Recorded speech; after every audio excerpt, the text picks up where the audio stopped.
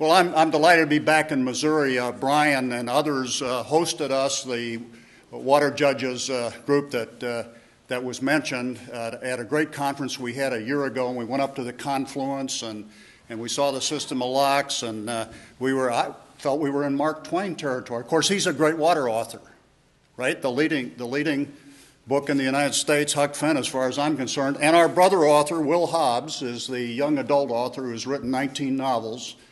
He was a teacher in Durango for 17 years, wanted to go half-time to do his first novel, and they said no, so he said, I quit, and that's 19 novels ago. So we come from a writing and traveling family. Our father was an Air Force officer, so we were posted many places, and Joe, in fact, is a fluent Arabic speaker and has traveled with a Bedouin in the Sinai in the eastern desert of Egypt, and has written about those experiences. My subject, of course, is our great rivers, and I have been a poet longer than I've been a lawyer and a judge, so I would like to read a poem called Colorado Mother of Rivers. Now, I was really worried about getting here today because we're building the snowpack for you up in the Rockies. And, you know, Colorado, we sit up there on the Great Continental Divide, the mother of the four great rivers, the Platte, the Arkansas, the Rio Grande, and the Colorado. How many of you have been to Colorado? Welcome home. Now, I have to say that our family has long roots in Missouri. On my wife's side, a baseball player called George White Wings Tebow, a St. Louis ball player, came out to Denver in the early 1880s and started the first baseball team. So that is my wife's great-grandfather.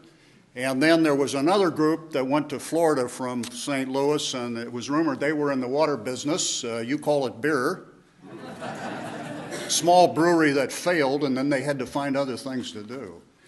Colorado's snowpack serves 18 other states in addition to Colorado through the spring snowmelt, as well as the Republic of Mexico through the Colorado River and the Rio Grande River. So this poem is on the face sheet of a Water Foundation publication, and I am the chair of the publications committee. This is cfwe.org, the Colorado Foundation for Water Education, established by our legislature in the 2002 drought, which was an incredibly hard drought in Colorado. And so this is the Citizen's Guide to Colorado's Interstate Compacts. And it talks about the 9 interstate water sharing agreements that Colorado is a signatory to. And in addition, there are 2 United States Supreme Court equitable apportionment decrees. All of these apportion water between upstream and downstream states because of, shortage, allocation, federalism between the states and the federal government, and this great compact clause of the U.S. Constitution that allows states to enter into agreements regarding interstate water use. So here's the poem, To the Source, to the Headwaters, Colorado Mother of Rivers.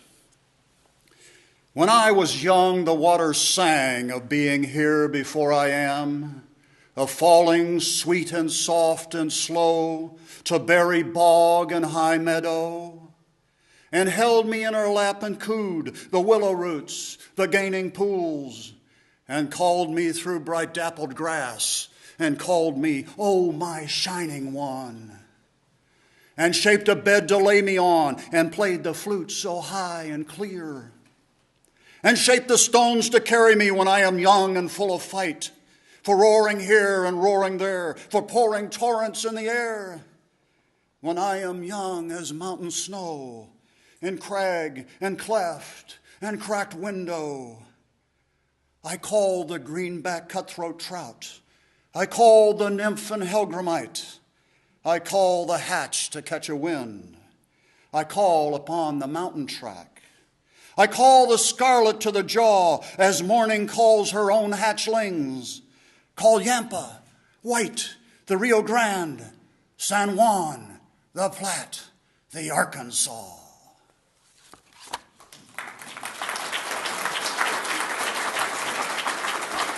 So that's where we live. Water is life. And I want to show you this, with your leave. You know, that's the poetry muscle. Now we exercise the travel muscle. And this is, I want to take you through a quick trip of 2,000 years in the Western Americas. Now, I learned this in the Peace Corps on the very first day. My wife and I got off the plane in September of '67. We were assigned to Colombia in our Peace Corps experience. And the first thing I said to someone was, well, I'm from America. And they looked at me. You get one shot at this, right? The response was, well, we're from America too, South America. You're from North America. And then there's Central America in between, okay? A basic lesson in culture, history, and geography and where we come from. So I'm talking about the Americas that are prone to flood and drought and need careful governance and community, governance for the marshaling, the smart water conservation, marshaling of our water resource. Now, I've had the opportunity to do some of this paleohydrology work in Mesa Verde and follow the work of Ken and Ruth Wright of Boulder, Colorado, in their work in Peru, studying the ancient waterworks. So here we go. The basic governance and community is around water for reasons that are well known. This is the great Machu Picchu. How many of you have been to Machu Picchu, by the way? All right, you know, it's a trip of a lifetime. The other one is going down through the Grand Canyon on a raft. So this is a site called Tipon. You see these terraces here. This is at 12,000 feet in the Andes, 12 miles from the town of Cusco. This then is Machu Picchu that's about 8,500 feet. It's closer to the Amazon. Now let's go to Tipon. When you walk into Tipon, and this is a site that's been irrigated for since 200 AD. It's a water garden, really. You can't walk in here without hearing the working water sing to you. And water is channeled through here. There's the main ditch coming through. These are the agricultural terraces, and right above them the dry land patches. Now the agricultural terraces are served by a diversion from a mile away through a canal that's bifurcated into 3 smaller canals at the head of this site. There's that main canal. Some of these water systems have been in use for thousands of years and still in use today in Peru. So there are the terraces where they grew corn and quinoa for their people. We happen to hit it here when it's just waking up and ready to be irrigated. Those are the dry land pieces. They were covering all their bets, right, in case the water supply fell off. They had the dry land pieces there to pick up whatever storm precipitation might come around. Now, let's go back to these walls here.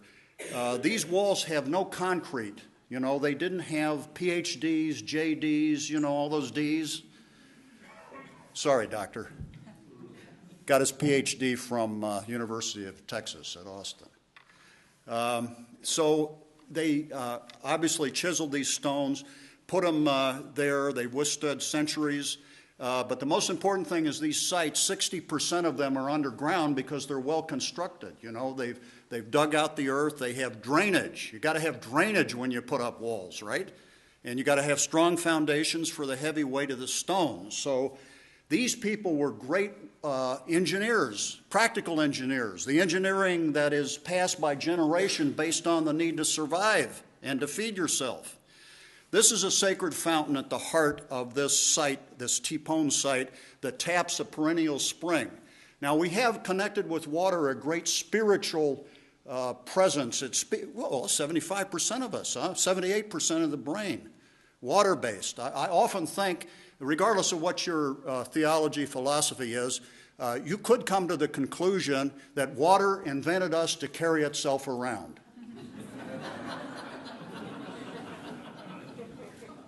So here we have 4 jets coming out of this perennial spring. This is a very beautifully built structure, is it not? It's very practical, too, because you could bring your water jar for your domestic drinking water and fill it up. Also, the Quechua people, the ancestral Andeans, would sacrifice and still do llamas and spread ashes on the water. you know, earth, water, and sky. Air, water, earth. It sounds like the classical elements of the Greek, doesn't it? And what's the fourth one? Fire. Fire.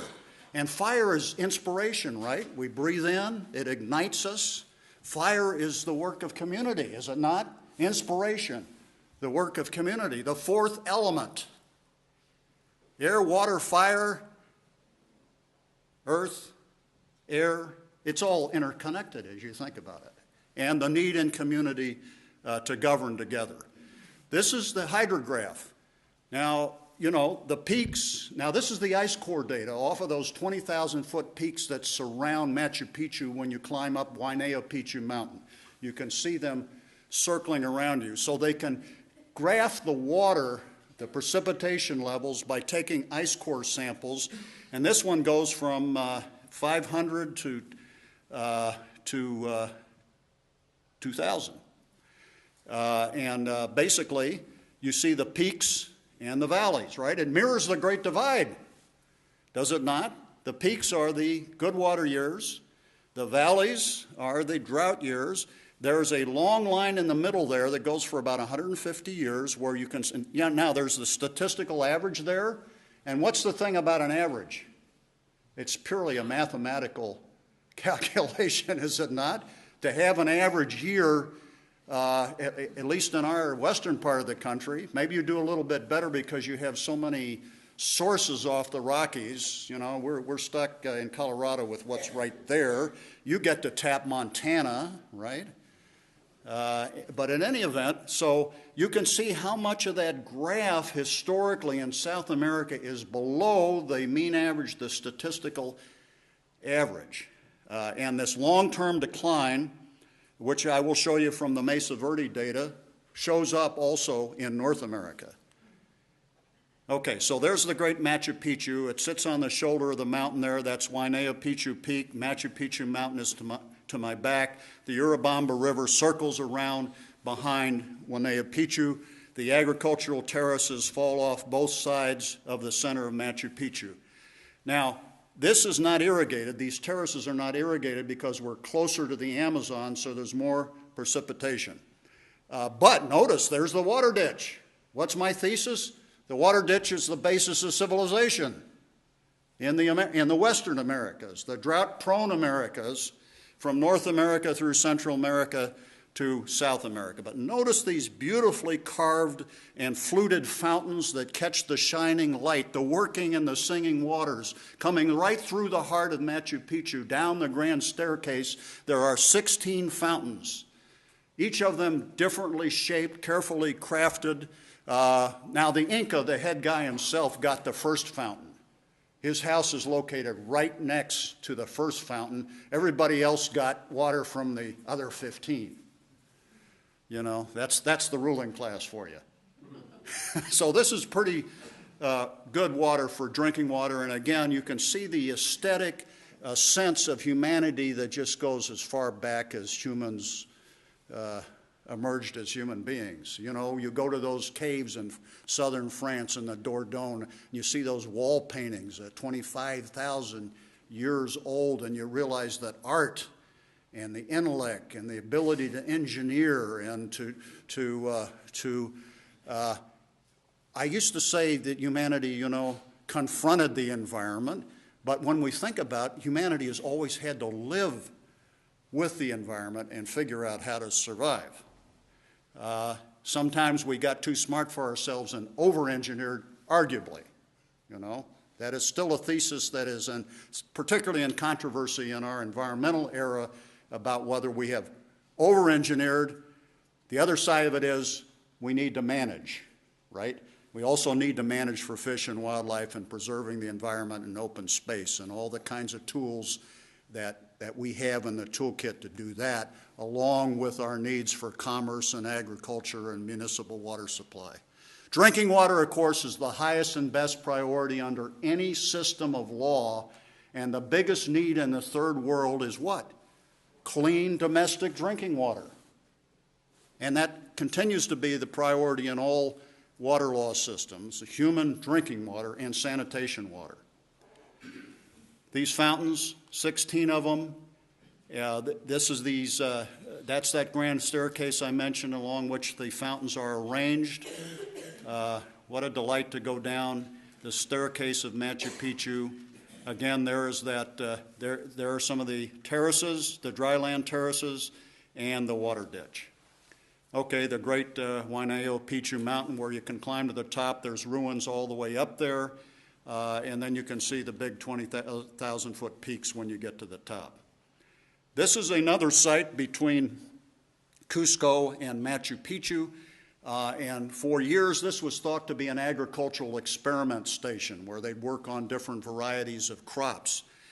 Ken and Ruth Wright, my wife and I's good friends, they have this Paleohydrology Institute in Boulder, Colorado, have now studied this with a team of Peruvian archaeologists. And what's interesting when you look at this is there's two drop structures that drop water straight down into the center of this, let's call it an amphitheater, all right? So they're not circulating the water around these terraces to grow anything. The water is dropping straight down. So what in the world could this be? Why would you build a hydrologic structure that simply diverts water out of a spring farther up the mountain down into one of these natural cavities? These are huge sinkholes, 4 of them. And the water lined up. When you see it from an aerial photo, it's just astounding. When you come upon it from the land, you see this great declivity, and these structures drop the water straight down into that center. What have we got going on here? Any ideas? It's a recharge project. You know, that's what we'd call it. What they did apparently was because they revered water so much, they would gather and have water ceremonies, you know. And the water would be taken from where it enters to the surface world, from the center of the earth, right? What a spring does, right? From the lake in the center of the earth or wherever that is. Not exactly a lake as we know now, but because some of these aquifers can be closely packed and the water is really held there. Others have, like the Edwards Aquifer outside of San Antonio, it's basically a pour-through project, right? They have those dry dams, you know, darndest thing I've ever seen, you know. This Water Judges project goes around looking at the geography, the landscape, the waterscapes, and talking to biologists and engineers, so we get and others, so that we get judges educated in that this resource is connected to something. It's not just connected to paper on the bench, you know. It has a lot of interesting science, history, culture, law, etc., that's tied in. So when we look at water decisions and we realize now citizens are taking possession of their watershed in terms of their allegiance to it, their understanding of it, their wish to learn more about their local watershed, imagine how these people, of course, revered water for what it did, sustain life, and because water always talks to us. You know, the ancestors are just underneath the surface, right? Walk along any river or brook or spring, and you can hear the babble, the talk. There's talk going on underneath the surface. And they believed that their ancestors, in many ways, talked to them, passed along the stuff of life to them, the knowledge, the capacity to do things like this without cats, bulldozers, etc. They didn't have the wheel. They didn't have engines. They built these things. Well, what is this? It is an offering, if you will, to Pachamama, Mother Earth, returning the water to Mother Earth at the center, this center recharge area. So they gathered here for festivals. That's the latest theory, at least. All right? How we put together the past is pretty interesting to teach us about the future. Look at how intricate this structure is. All right, here's another interesting water feature. Anybody surmise what this is? This is the Urubamba River down here. And I know you can't see this really well, so let's do a little close-up here. My thesis, the ditch runs through. All right, what are they doing? Right, they're harvesting salt. These are evaporation pans diverted from the ditch, a saline aquifer, and they're harvesting salt. Salt, a necessity of life, particularly when you don't have refrigeration to preserve meat, right? So these irrigation systems, I said, centuries old, are still in use. Here is a raised terrace where they've diverted water onto it, and then it drains off back into the flow that's going back into the Urubamba River.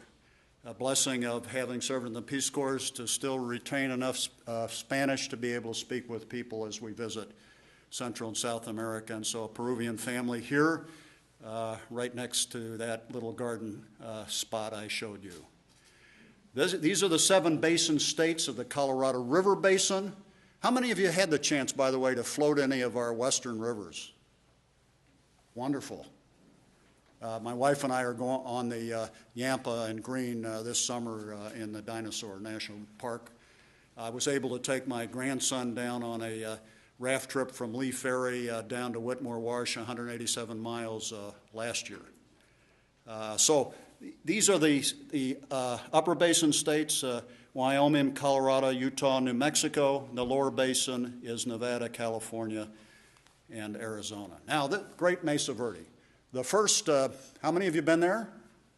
Okay, got some more visiting to do, the rest of you, because this is the oldest archaeological park in the United States, right? 1906, it's set aside, it's recognized as a very valuable resource, historically and cultural, Native American resource. Between 550 and 1280 AD, 30,000 people lived in the Mesa Verde area, and then in the Great Drought that started in 1276, there was deforestation, the big game were gone, the corn was failing from drought.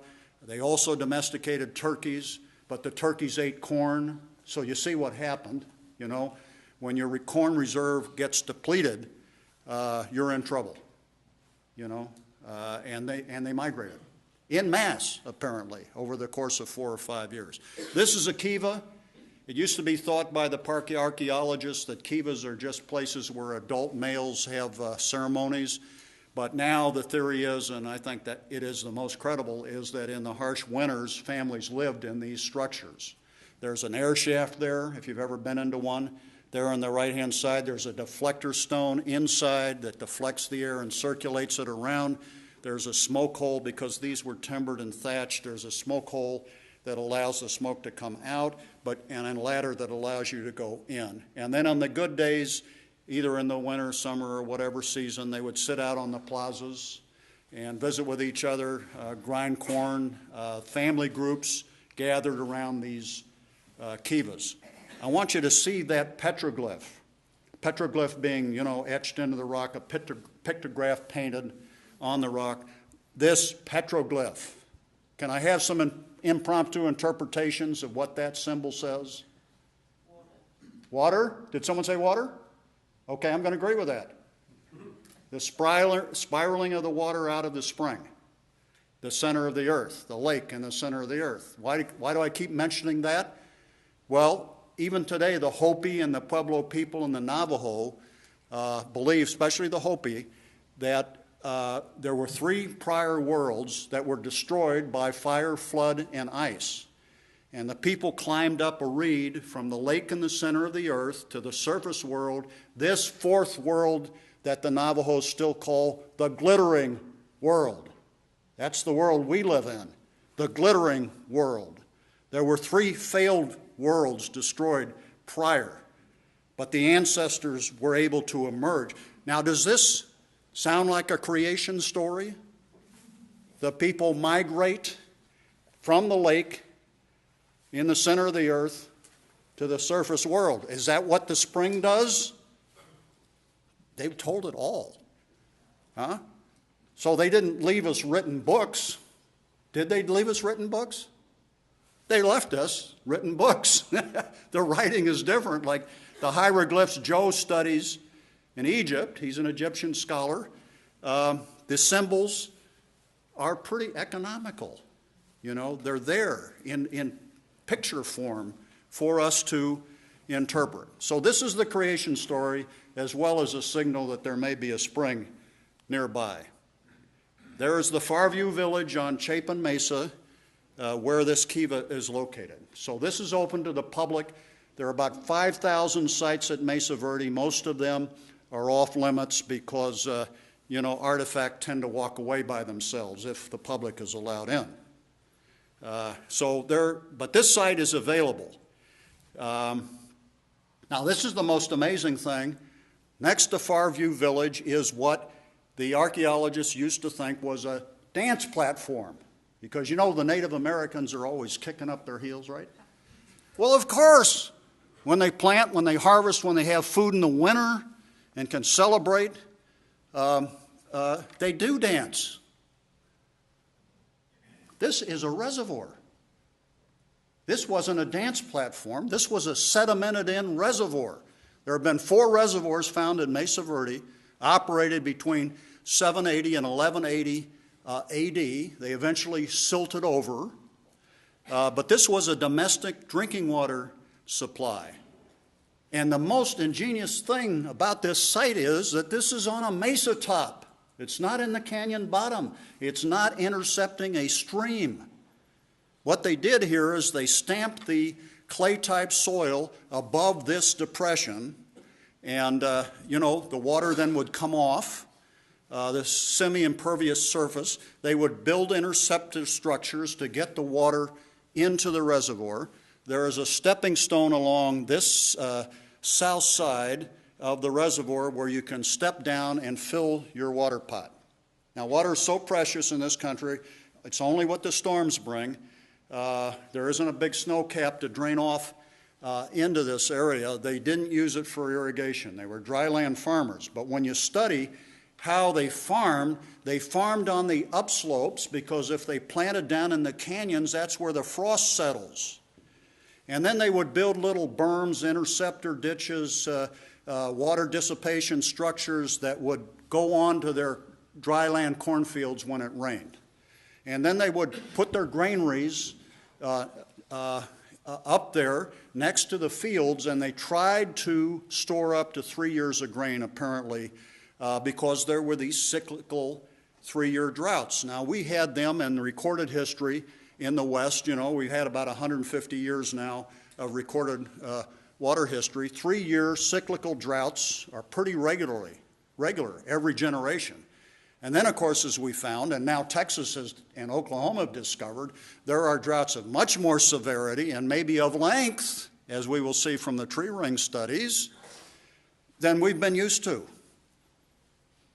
in our generation. Well, these folks knew like Joseph and the Pharaoh, they had to store in times of plenty for the days of want. In Egypt, they were storing grain. In the water-short regions of the Americas, we store grain and water. They were doing this, the Native Americans, long before any Anglos came in with technology to build water structures.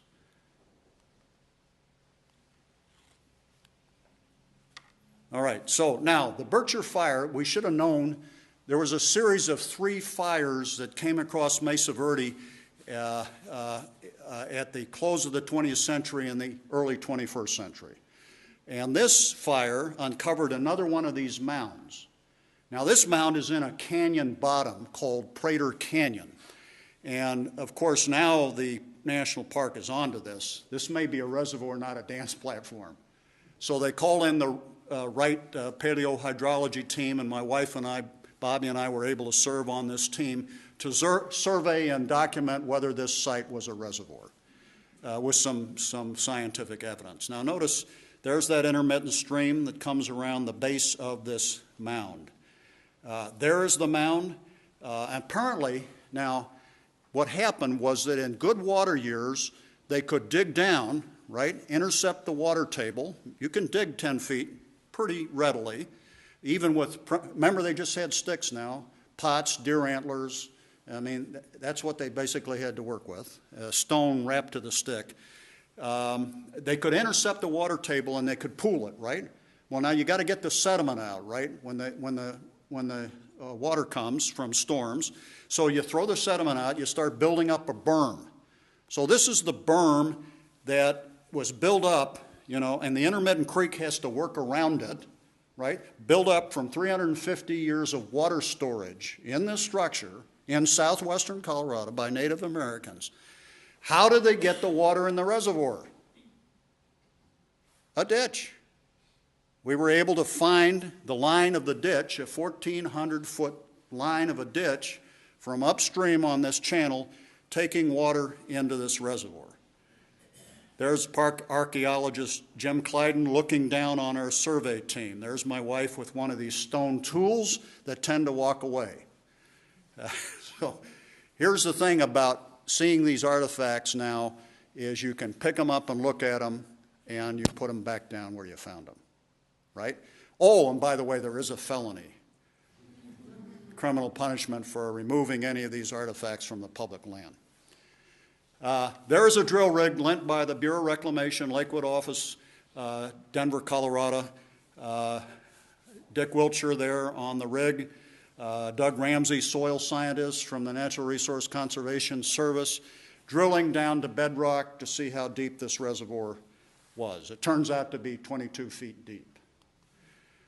There's extruding the samples to send them to the laboratory to prove that these are sand, gravel, sediments that would be washed in, right? So we drill all the way down to bedrock here. There, of course, there's corn pollen found in here because that's what they were growing. There's Ken Wright, senior water engineer for Wright Water Engineers, and myself, and Ken is holding, you can't see it, he's holding it sideways in this photo, but it's a cowboy-sized stone. And we were able to track the line of the ditch because these stones still pop out of the embankment. They used them to armor the ditch so that the ditch would not erode away. There in another canyon, 45-minute walk away, the next canyon, Moorfield Canyon, is the line of another ditch and another reservoir structure.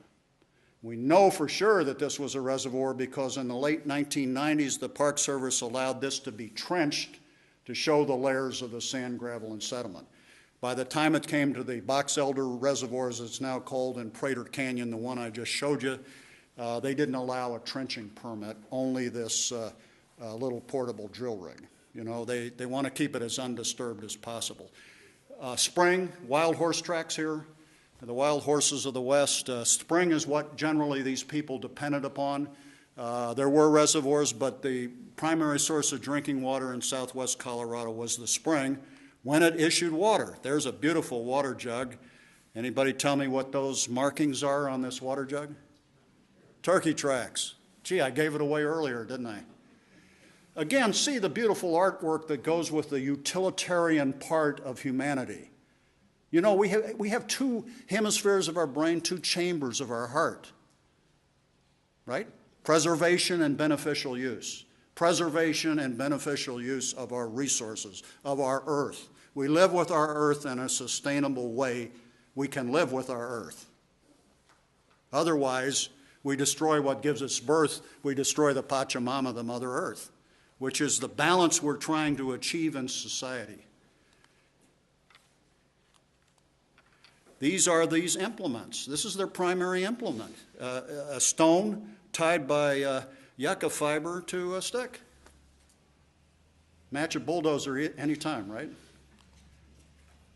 There's a double, I'm going to call it a ceremonial or wedding mug, found near the mug house.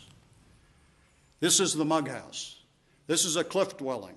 Now, these people used to live on the mesa tops and in the canyon bottoms. But around 1200, they start taking a defensive posture, and they live underneath these cliffs and alcoves. Why is this? There are two great questions here. Why did they move to these kind of structures off the mesa top and out of the canyon bottom? And why did they depart southwest Colorado permanently around 1280? The two great archaeological questions. Well, apparently this was defensive posture because the resource had been, forested resource had been deforested for firewood and for building. In drought times, there was conflict. there was invasion for grain and water sources. Unfortunately, the history of humanity also involves, not only governance in community, but conflict in community built around resource. And apparently that's what happened here in the Southwest and why these people went into these alcoves. Now, here is an ingenious water source. The Mug House has a spring 1 mile north and another one 1.5 miles south. But you know what humanity does. You make it as convenient as possible, right? There was a notch up in the rimrock above Mug House. They widened it. They built berms up on the mesa to channel the water from the runoff through the notch in the rimrock. There we are replicating, dumping 5-gallon jugs of water through the notch. That's Ruth Wright up on the right-hand side, Ken's wife, former Colorado State Assembly legislator who was then my client on the Board of Trustees of the Northern Colorado Water Conservancy District, the 7 northeast counties of Colorado that I represented for 17 years as a water lawyer before I went to the Colorado Supreme Court. So we're dropping the water through the notch here. Where does it land? At my wife's feet? In the cistern here that they built 100 yards from Mug House that holds 4,000 gallons of water. Engineering, huh? There we are surveying the capacity of this cistern. So, that was a handy water supply for them. I bet you they tried to conserve it and still did the walk to the spring. But imagine when they didn't have any water for the cistern and the springs were drying up in the droughts. They had a series of 3 great droughts that visited the Mesa Verde region. The third one, they decided to leave, Of course, the droughts were by their ancestors, but these people passed their history on word of mouth through the generations. This is the Great Kiva at Aztec, New Mexico, right near the Colorado border, not far from the Durango, Colorado Airport. The Great Kivas were the ceremonial gathering places. This is the only rebuilt Grand Kiva that I know of in the Southwest. How many of you have ever seen this Kiva at Aztec? Wonderful. We took our grandkids out a couple of springs in a row. You can kind of see the snowflakes sputtering here. Spring break in Colorado is a little bit dicey. Is it in Missouri? It's just beautiful, isn't it? At any rate, there's the Grand Kiva. There's our grandson, KJ. I call him the hooded monk of the outback. It was cold. He had a blanket around him. But you can see how that's a wonderful place to gather, is it not? The Great Kiva. These are the roads in and out of Chaco Canyon. Now, I say roads, they were footpaths. There's a very wonderful book by Craig Childs, a Colorado author, called House of Rain. Craig Childs, House of Rain. And he walked over a series of years all of these great roads. Now, these roads into Chaco, Chaco is in New Mexico, okay, Chaco Canyon. It has multi-storied structures. It had irrigation features. How many of you have been to Chaco National Monument? Hey, great. So this was a trade route.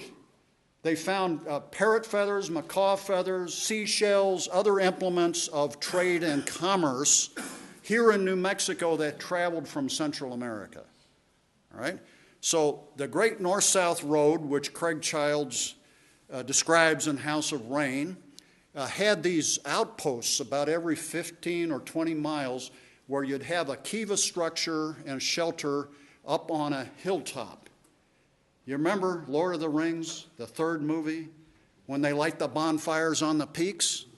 They had these watch places with fires going to lead the journeyers on and places to stay and get food and water. We call them Howard Johnsons. Maybe we don't. Do we call them Howard Johnsons anymore?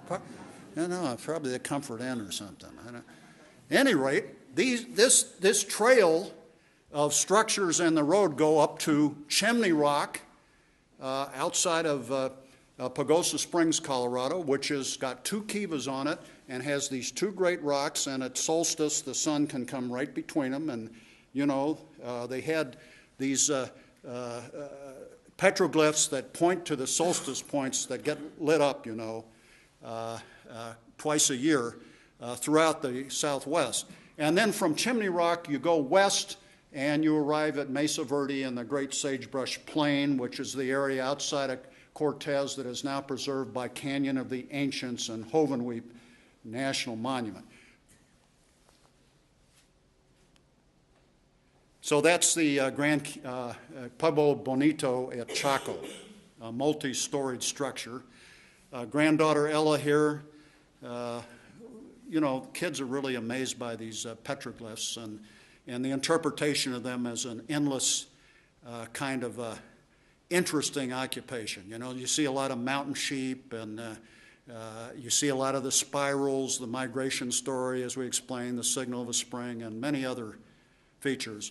The Navajo Reservation surrounds Chaco Canyon National Monument. The Navajos, of course, are in 3 states, New Mexico, Arizona, and Utah.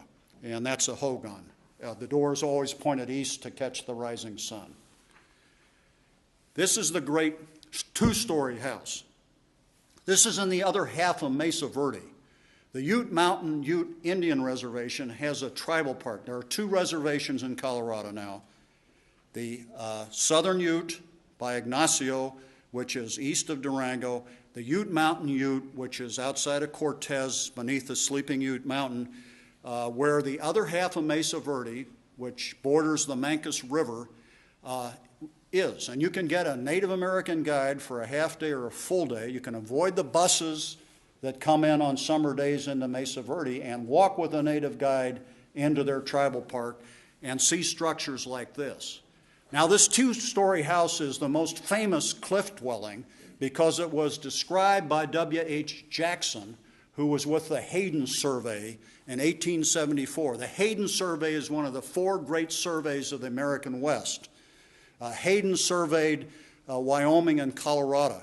Clarence King surveyed the 40th parallel out through the Great Basin to California, you know, the Utah Territory. W.W. Wheeler surveyed the southwest part of the United States, New Mexico and Arizona to California.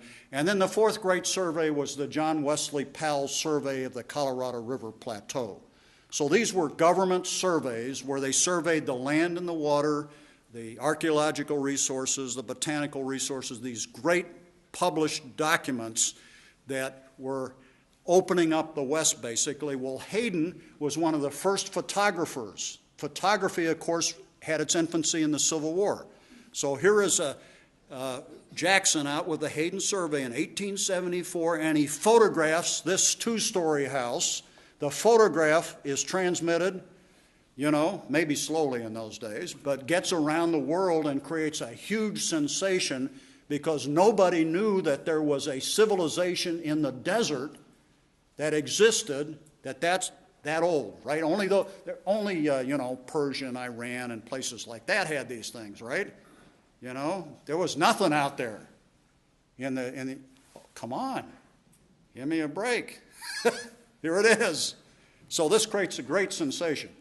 Now, Jackson, in his survey, describes that circular structure as a water cistern. So Ken Wright and I climbed up there with Ricky Hayes, our native guide, to try to figure out whether that could have really been a water storage project. And we decided it could not be because it sits underneath the cliff. It's not like that cistern we saw at Mug House where the water can come down and fill it through a notch. And besides, if you just stored water directly in there, what would it do? Erode the living structure. So if they used that for water storage, it was probably in pots. More likely, this was an observation place, you know, to look at the stars, which they did a lot of, following, as you know, the ancient peoples studied the map of the stars constantly, and it could have been a watchtower for these defensive times when there were other people perhaps trying to find their food supplies and water supplies. So what was the water for this structure? Probably there's a little arroyo coming off the rim rock to the right of this site where they probably built up berms and water pockets were natural too, pocked in the rock all across the southwest, where if it rained or there was a runoff, you would have a water supply. Or they went down to the river and hauled it back up.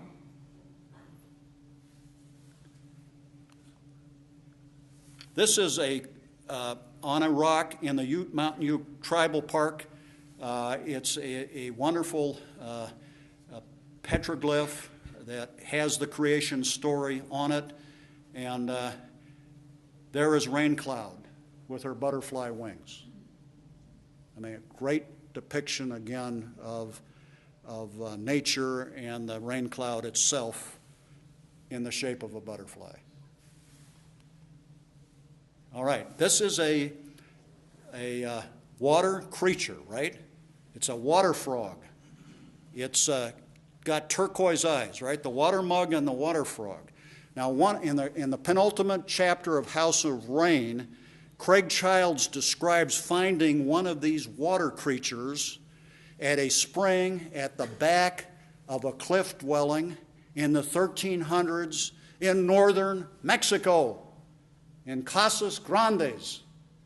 These people did not vanish, they migrated to Bataca and Keat Seal, the Mogollon Rim, down into Mexico. So if you go to Casas Grandes in Mexico, you can find the same architecture that was in the southwest Colorado at Mesa Verde.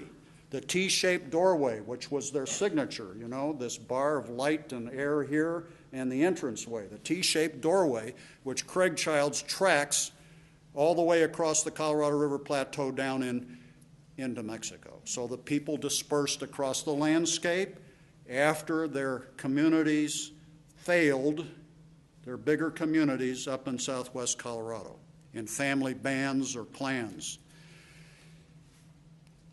He finds this water frog, Craig does, at this spring at the base of this cliff dwelling in Mexico, just like that one I just showed you from the Mesa Verde Museum.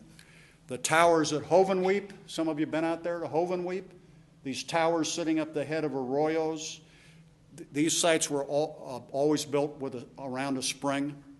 Again, observation towers, places to study astronomy, defensive places. This is the latest one we did last summer. This is on the Sagebrush Plain, the great plain that is now given way to a lot of pinto bean farming. But this was reserved, fortunately, by the government in the 1880s and set aside as an archaeological reserve. And lo and behold, there is a reservoir here on the plains. This is a reservoir that catches water from that rock, that exposed rock, that is a small mini watershed. This is in July, right? It's dry. And this is in September, where we return, where the monsoon rains, we call them, you know, the summer rains, the thunder showers, if we're lucky in the Rockies, have put some water in it. So another reservoir, and I bet you there's others out there to be discovered.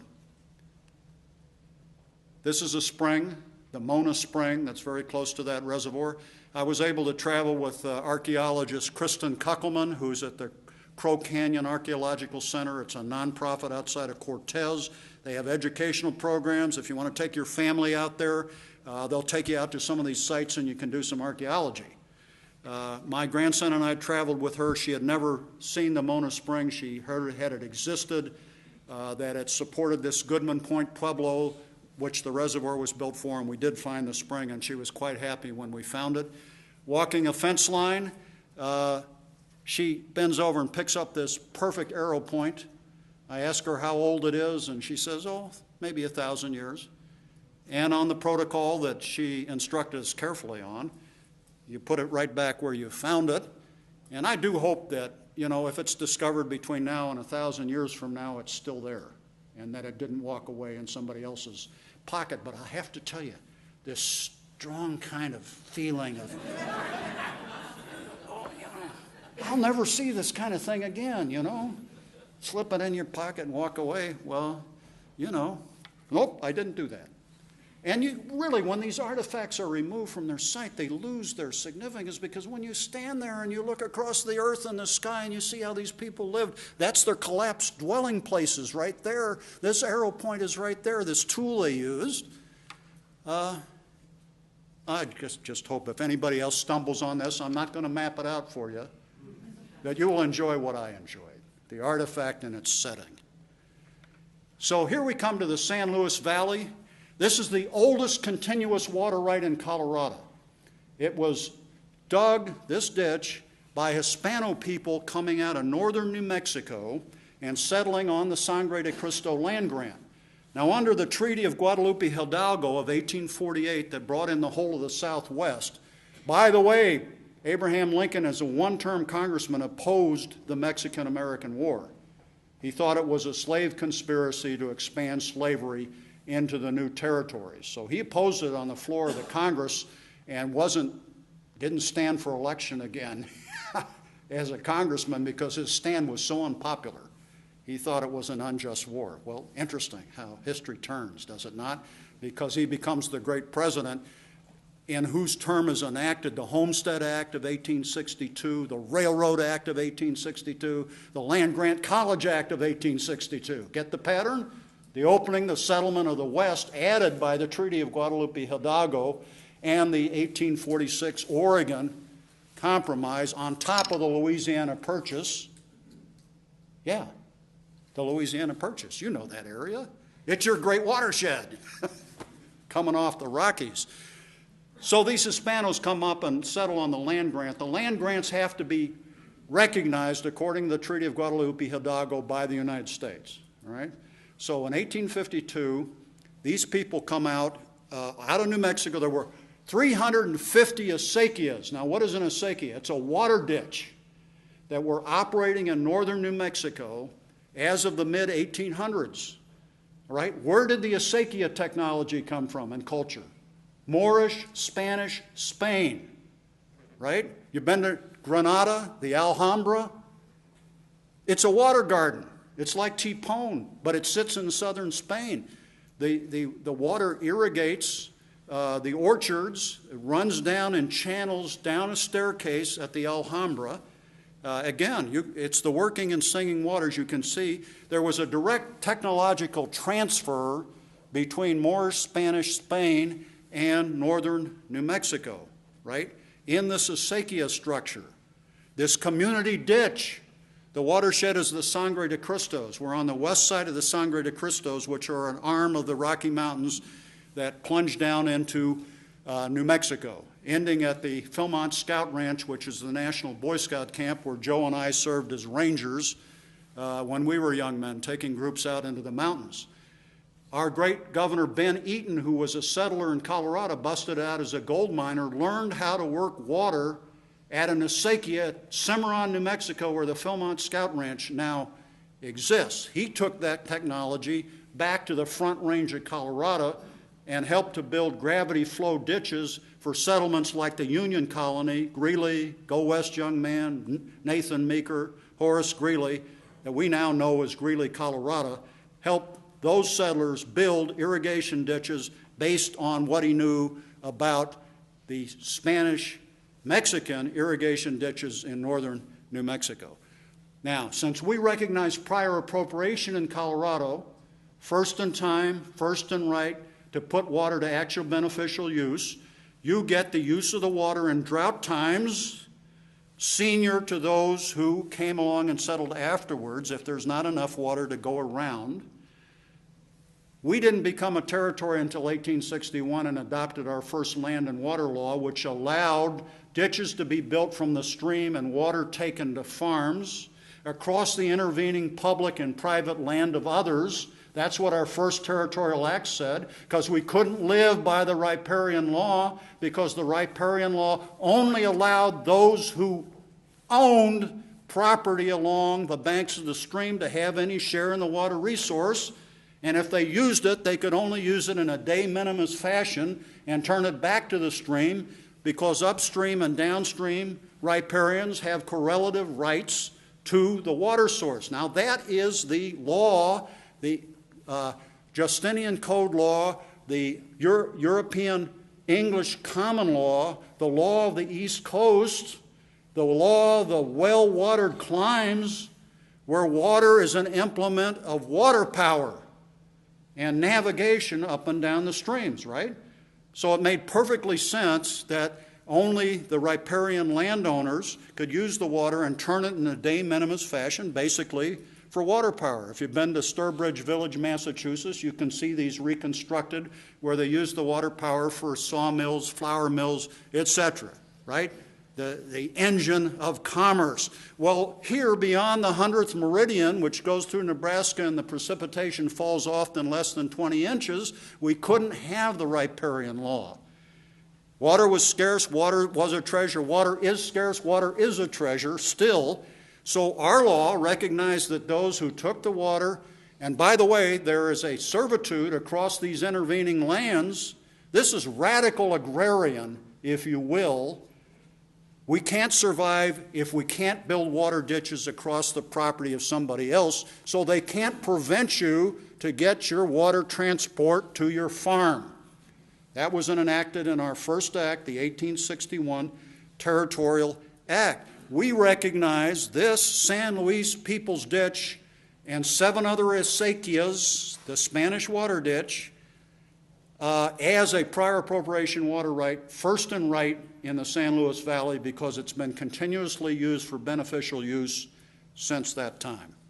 So if you go from Fort Garland through San Luis on your way to Taos, stop on the south side of San Luis and you will see a structure commemorating this as the oldest continuous water right in Colorado. Still administered by our water engineer. We have a state water engineer, 7 water divisions, and local water commissioners who administer these water rights in order of priority, subject to the court decrees adjudicating their original dates of appropriation and the type of use that they have traditionally made. We have 7 water courts in Colorado. The appeals come directly to us at the Colorado Supreme Court. They bypass our intermediate court of appeals because water is so important. The only other thing the legislature has advanced direct appeal, bypassing the Court of Appeals, is the death penalty. Water and death. You know, those are the 2 things that are on our docket on a priority basis constantly, the 7 of us. On the Colorado Supreme Court, reviewing the decision of the 7 water judges, and there's a division engineer in each of these water divisions, the major hydrologic basins of Colorado, to administer the water rights, the San Luis People's Ditch. And a couple of the direct ancestors of these settlers in 1852 still out there irrigating their land. What do you do later on? If you're not the senior ditch right, that's a direct flow water right. You build a reservoir, right? And you capture the snow melt when there's excess water, which you can appropriate in priority under our law.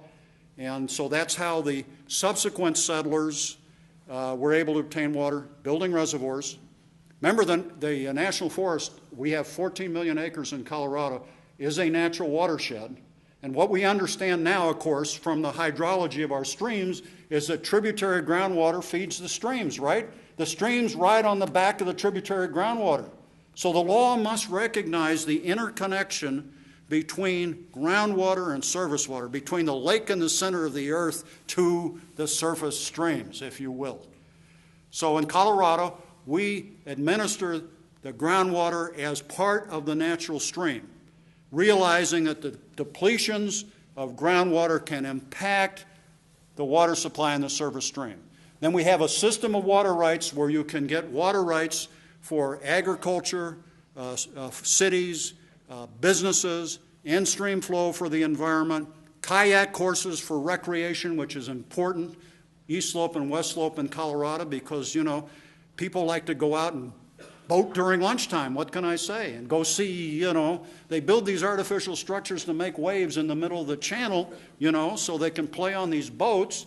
And we found that you can attract visitors and tourists and money, right? The engine of water, vice versa, you know, all in the same kind of circular spiral.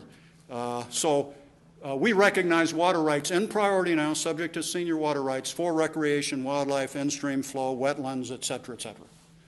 All right, I'm going to stand for questions. There's more on this PowerPoint, but I'm not going to show it. I'm going to leave it with whoever would like to have it. Can I open it up for questions?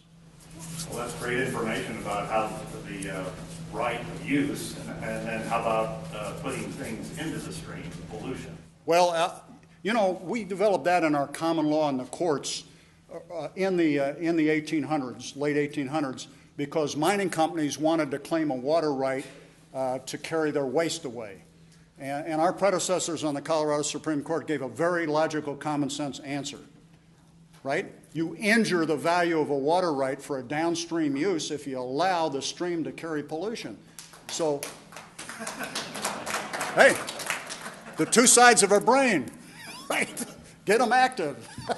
The two sides of our heart. So the answer is the common law, you know, you have to sue in court to prevent the damage, is very cumbersome, expensive, delay mechanism. So as you know, one of the great reforms, one of the early environmental laws in the environmental era is the Federal Water Pollution Control Act amendments of 1972. We now know it as the Clean Water Act, to regulate point and non-point sources of pollution. But an inherent part of water law has to be that you can't allow waste that destroys the value of a water right, right?